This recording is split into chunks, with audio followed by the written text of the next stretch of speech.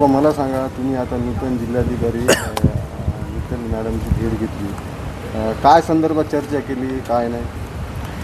खरं तर 8-15 दिवस झाले अमिषा मित्तल मॅडम आपल्या जालन्याच्या जिल्हाधिकारी म्हणून त्यांनी पदभार स्वीकारला आहे. परंतु राज्यभर फिरत असताना ओबीसी समाजाची धुरा खांद्यावर असताना त्यांची भेट घ्यायला वेळ मिळाला नव्हता. योगायोगाने आज जालन्यात असल्यामुळं आज माहिती मिळाली आणि त्यांचा वेळ फोन केला तर त्या अवेलेबल होत्या आणि त्यांनी बोलावलं. आज त्यांची भेट घेतली आणि या जिल्ह्यातील अनेक प्रश्न आहेत प्रलंबित, जो की आत्ता पाठीमागं शेतकऱ्यांच्या अनुदानावर डल्ला अधिकाऱ्यांनी मारला, त्या संदर्भात सुद्धा अनेक अधिकारी, आणखी कर्मचारी अधिकारी मोकाटेत आणि खऱ्या अधिकाऱ्यावर आणखी गुन्हे दाखल झाले आहेत, त्याच्यासुद्धा संदर्भात सुद्धा चर्चा करण्यात आली.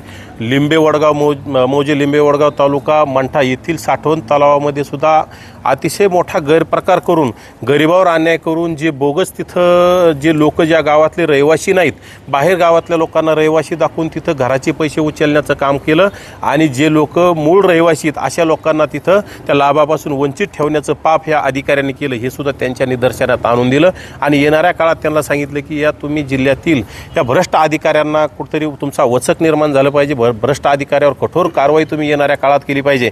खरं तर या भ्रष्ट अधिकाऱ्याला येणाऱ्या काळात शासनाने म्हणण्यापेक्षा आता उच्च न्यायालयाने सुद्धा असा कुठेतरी एखादी कलम लागू केली पाहिजे की एखाद्याने जर मोठा घोटाळा त्याच्याकडून घडला तर त्याला निलंबित नाही, कायमचं त्याला सेवेतून मुक्त केलं पाहिजे आणि त्याच्यावर 420 सारखे असे गंभीर गुन्हे दाखल होऊन त्याला जेलमध्ये सडवण्याचं काम झालं तरच हे भ्रष्टाचाराला आळा बसेल. त्यासाठी सुद्धा मॅडमसोबत चर्चा केली.